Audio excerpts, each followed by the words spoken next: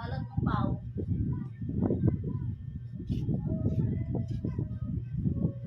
Ito, dapat ito. Uy.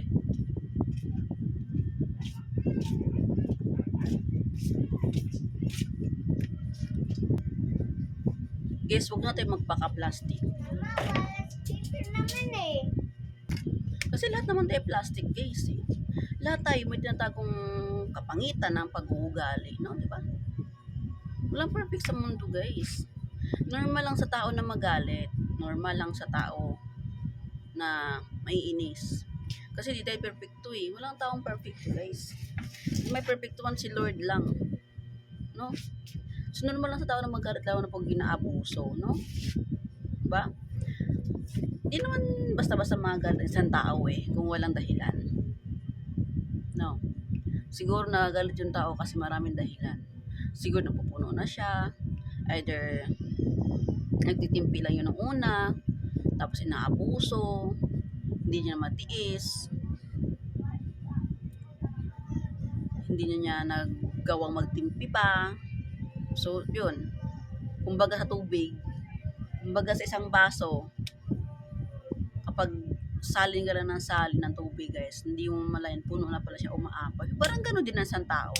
Kapag umaapaw na talaga yung pasensya niya, ubos na yung pasensya na, parang ubos na yung pasensya na, talagang, wala eh.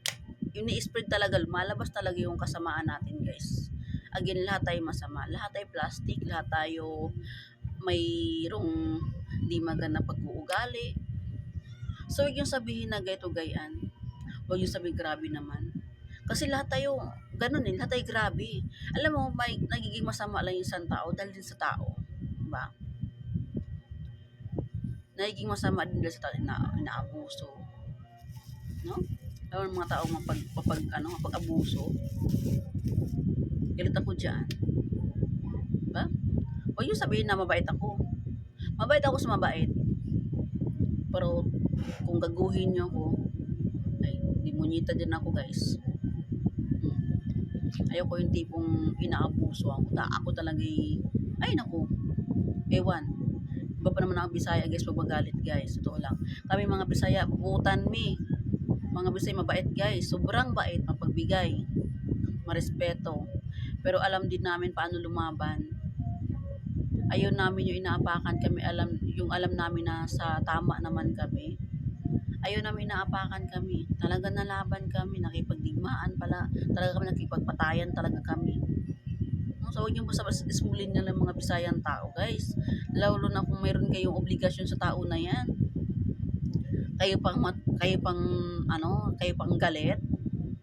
Ha, kayo na nga may etraso, kayo pa ang galit. Mga nayupak kayo, mga tanga kayo, mga nyeta kayo. No?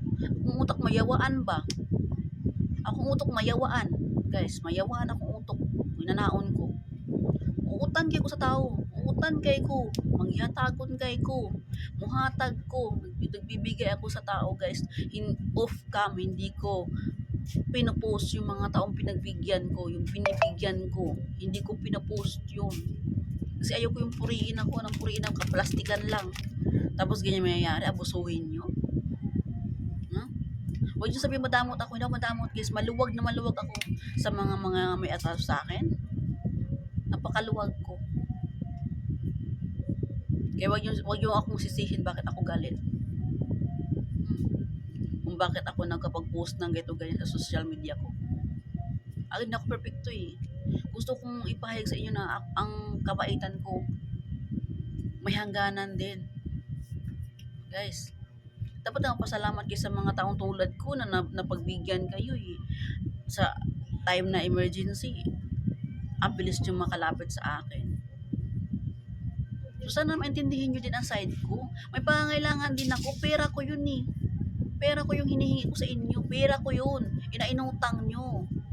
Pag tinasigil, magagalit kayo, sasabihin ko, grabe ako. Saan? Saan banda grabe? Wow. Magkapag-grabe ha, grabe. Ako pa ang grabe na ako nga yung agrabyado dito. Magkapag-grabe naman. Yan ang hirap sa tao eh. Tuwing utang, okay. Kapag singilan, sumasama na yung tao nagpautang. Ginoo, mayawaan ko guys. Na maglabad-laban akong ulo dahil pag di bitaw ko makaingon sa akong gibati bitaw na kung kasuko bitaw. Na ambot mga Bisaya ray makasabot ani gyud. Lain na ba jud ko kumasuko guys kay ambot na lang. Lain na ba jud ko makabitaw kog salita bitaw guys matinuod jud. Kahit magbitiw ko salita matinuod jud siya. Na akong gilikayan ba? Gilikayan ako na makapagbitiw ko word na di maganda kasi nangyayari talaga guys. Yun ay iniiwasan ko eh. Yung makapagsabi ako, makapag-ano ko ng masamang doon sa tao. Kasi nangyayari talaga eh. Tulad doon sa ako galit na galit doon. Nakapagbitiw ako ng di maganda. Ayun, nangyari nga. Sabi na. Yun ang iniiwasan ko guys. Kaya huwag niyo akong pilitin na maging masama. Huwag niyo akong pilitin na maging magalit. Huwag niyo akong pilitin magalit guys. Kasi iniiwasan ko yun. Alam yung tipong nagbago ka na, iniiwasan mo yung bagay na yun. Pero meron talaga taong pilit na ginagawa kang demonyo, binabalik ka maging demonyo eh. Diba? Meron talaga tao na susubukan ka talaga. Yung tipong nagtitimpik ka talagang pipilitin na maging ganon kayo. So, sige, binigay ko na. Gusto mo eh, ibigay ko sa'yo. Hanggang para di matapos yung problema mo. Sabihin mo lang. Sasabi ko lang. Ha? Ako mabait ako eh. Ang bait kong tao. Alam niya ng mga tao nakakilala sa akin. Kaya gito na itsura ko, napakasuplada pero ang bait ko. Pagbigay akong tao, pagbigay akong ate. Pero wag niyo talaga subukin ang pasensya ko guys. Parang awa niyo na, wag niyo subukin ang pasensya ko. Wag niyo kong galitin tang ina niyo.